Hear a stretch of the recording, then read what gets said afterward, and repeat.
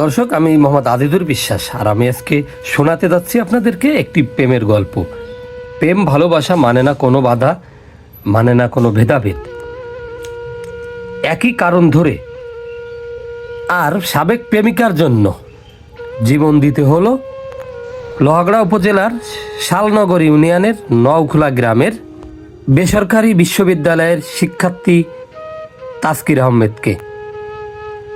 তাসকির আহমেদ 21 ফেব্রুয়ারি ঢাকা থেকে তার নানা বাড়ি খুলনাতে আসে এবং তার সাবেক স্ত্রী এবং প্রেমিকা সুরায়া আক্তার সীমার সঙ্গে দেখা করতে। 21 ফেব্রুয়ারি তাসকির যখন নিখোঁজ হয়, তার বাবা কিন্তু এর পরবর্তীতে একটি সাধারণ ডায়েরি করে। সাধারণ ডায়েরির ভিত্তিতে খুলনা পুলিশ কিন্তু তাসকিরের খোঁজে বিভিন্ন জায়গায় সন্ধান চালায়।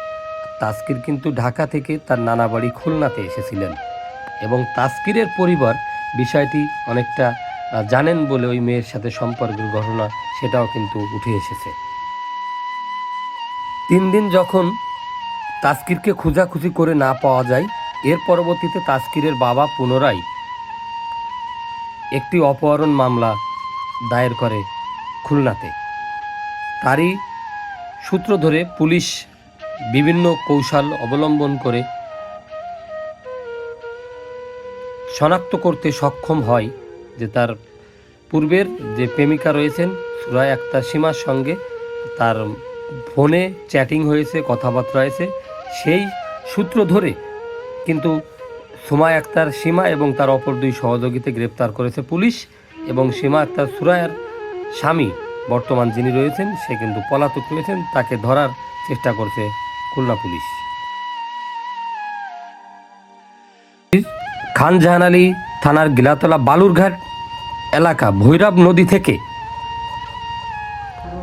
27 ফেব্রুয়ারি বৃহস্পতিবার ভৈরব নদী থেকে বস্তাবন্দি অবস্থাতে তাসকিরের লাশ উদ্ধার করে খুলনা পুলিশ। 7 দিন ধরে নিখোঁজ ছিল তাসকির।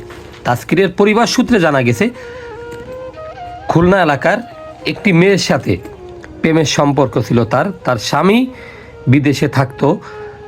1 বছর আগে সে বিদেশ থেকে দেশে এসেছেন এবং তাসকিরের সাথে ওই মেয়ের মোবাইলের যে মেসেজ আদান প্রদান হতো সেটা কিন্তু তার স্বামী জেনে ফেলে। পরবর্তীতে তার স্বামী তাসকিরকে খুন করেছে বলে ধারণা তাসকিরের পরিবারের। এ বিষয়ে কিন্তু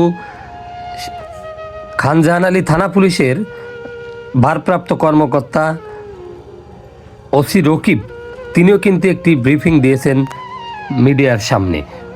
আর এখানেই কিন্তু থেকে যাচ্ছে জানা অজানা অনেক তথ্য। প্রেমের কারণে জীবন দিতে হলো বেসরকারি বিশ্ববিদ্যালয়ের শিক্ষার্থীকে। আর এই ঘটনার সাথে যারা জড়িত হয়েছিল তাদের 3 জনকে ইতিমধ্যেই আটক করেছে পুলিশ।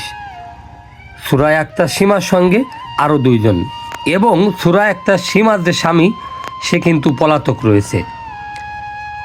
এই প্রেমের কারণে আজকে একটি পরিবারে নেমে এসেছে শোকের ছায়া। হত্যাকারী এবং এই সুরায়া আক্তার সীমার পরিবারও রয়েছে ঝামেলায়। এই প্রেমে কত জীবন দিতে হবে আর শিক্ষার্থীদের। আজিজুর বিশ্বাস, ই টেলিভিশন, নড়াইল।